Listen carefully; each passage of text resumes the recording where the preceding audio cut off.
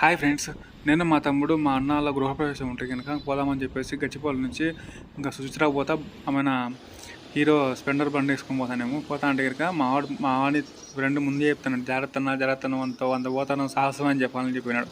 అనుకునేది జరిగింది. మధ్యలో టైర్ పగిలిపోయింది. పగిలిపోతే ఇంకా దగ్గరలో మన దురదృష్టంలో అదృష్టం అంటే ఇదే, పక్కనే పంచి షాప్ ఉన్నది. సర్లే అని చెప్పి పోతే కనుక అడిగి సరే టైర్ మార్చాలా ఖచ్చితంగా అది అని చెప్పినాడు. సర్లే ఓకే అని చెప్పి మనకుండే అలవాటు ఏంది బేరం ఆడడం. అతనేమో 1850 చెప్పినాడు.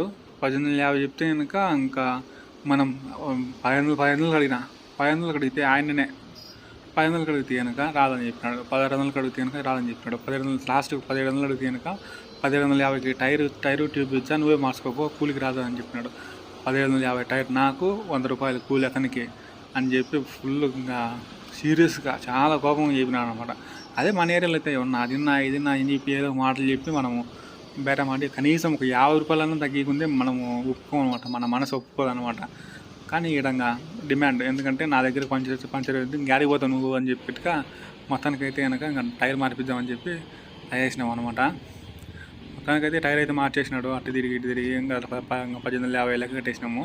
ఇంకా తర్వాత ఇంకా మావాడు ఇంకా రెడీ చేస్తుండ్రు. ఇంకా మొత్తం గాలి అంతా చెక్ చేసుకునేసి బ్రేకులన్నీ పడతాన్నాయా లేదని చెప్పి పే చేసినట్టు ఇంకా ఈడే మొత్తానికైతే ఇంకా బండి ఇంకా రెడీ అవుతామా సిద్ధమా అంటాడు. ఇంకా చెవిలో బడ్స్ పెట్టుకొని ఇంకా అట్ట వేసి మామూలుగా ఉంటుంది కదా, ఇంకా బండి తీసుకొని పోతాన్నాం అనమాట. మామూలుగా ఎప్పటికైనా ఎక్కడికైనా జర్నీ చేసే టైంలో ఒకవేళ అన్నీ బాగానే ఉంటే కనుక బాగానే ఉంటుంది అనమాట. ఏదైనా చిన్న ప్రాబ్లం వచ్చినా చాలా బాధేస్తుంది కదా. అంటే ఇట్లా పోయినప్పుడు ఇట్నే జరగాల అని చెప్పేసి అనిపిస్తుంది కదా. ఏదేమైనప్పటికీ మొత్తానికైతే ఈ పంచ షాపులోనే చూడండి, ఈ పంచ షాపులోనే ఇంకా బాలానగర్ దాటిన తర్వాత, బాలానగర్ మెట్రో దాటిన తర్వాత అట్లా వెళ్తూ ఉంటే కనుక ఈ పంచ షాప్ వచ్చిందనమాట. ఈయన మొత్తానికి చేస్తున్నాం.